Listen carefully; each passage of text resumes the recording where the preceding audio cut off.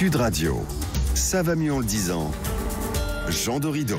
Ou du moins, pourquoi d'ailleurs on est moins détendu lorsqu'on est en voiture. Bonjour Jean Dorido. Bonjour Jean-Marie, bonjour à tous. Docteur en psychologie, fondateur de l'application Zenfi. On en a parfois bien besoin au volant. Certains conducteurs semblent être plus agressifs dès qu'ils montent dans leur voiture. Est-ce que c'est la réalité d'une part ou est-ce que c'est une simple illusion ? Écoutez, manifestement, Jean-Marie, ça n'est pas une illusion, ce serait plutôt la réalité. Les psychologues se penchent évidemment depuis longtemps sur ces questions du comportement de l'automobiliste.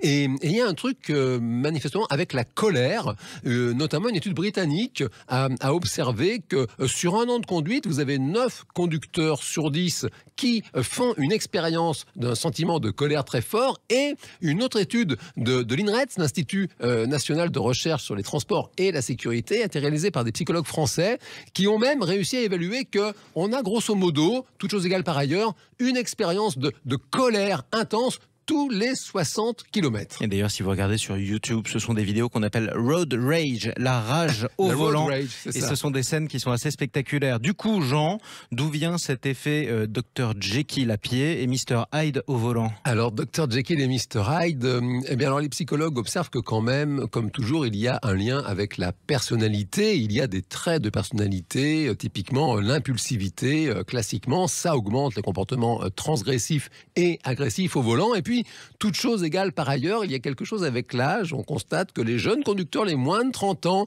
eh bien, ma foi, ils ont davantage tendance au comportement agressif. Tiens donc, c'est pas leur genre. Et quand ils viennent d'avoir leur permis, par exemple, ils sont plus agressifs en voiture ou pas ? Oui, malgré les 6 points au lieu de 12, c'est une réalité observée, effectivement. On va pas se mentir, là aussi, les psychologues observent que les hommes, toutes choses égales par ailleurs, ont tendance à être plus agressifs au volant que les femmes. Et puis, restons positifs, avec le temps, l'âge venant, peut-être une certaine forme de sagesse, tous ces comportements agressifs ont tendance à diminuer. Comme quoi, peut-être que le A qui est à l'arrière des jeunes conducteurs, c'est le A de agressif. On vous embrasse quand même, hein, c'était important d'avoir le permis. Jean, la personnalité, vous l'avez dit, elle joue un rôle, mais est-ce qu'il n'y a pas quelque chose de spécifique à la voiture ? Alors figurez-vous que oui, et alors là, pardon pour ceux qui sont concernés, celles et ceux qui sont concernés, parce qu'il y a manifestement quelque chose avec les grosses cylindrées allemandes.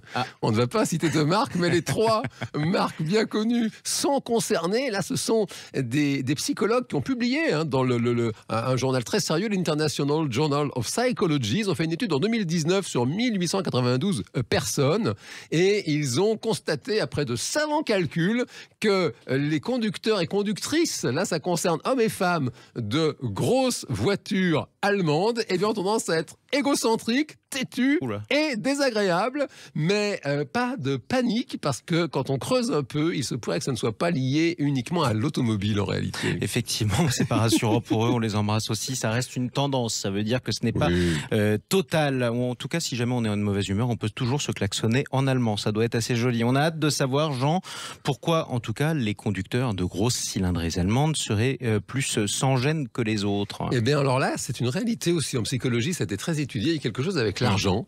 Typiquement, vous faites manipuler de l'argent à des individus, et bien si vous leur proposez ensuite des bonbons, vous leur dites d'en garder pour les enfants, ils mangent tout.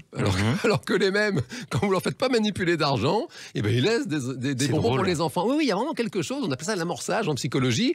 Donc il y a quelque chose autour de l'argent, et puis ça aussi, ça concerne également l'argent. Classiquement, quand vous faites un test, une voiture, le feu est rouge, et puis le feu passe au vert, et puis vous attendez, les psychologues sont très joueurs, vous attendez avant de démarrer, et puis vous attendez jusqu'à ce que la personne derrière klaxonne. Voilà. Eh bien, évidemment que quand vous avez une petite voiture très modeste, ça klaxonne beaucoup plus rapidement que si vous avez une grosse voiture symbole de puissance. Et quand vous demandez au conducteur ce qu'il ferait dans la vraie vie, ils vous disent le contraire. Ils vous disent « Ah non, j'aurais surtout pas tendance à klaxonner plus vite une petite voiture. » Parce qu'ils ont un souci d'avoir une bonne image d'eux-mêmes.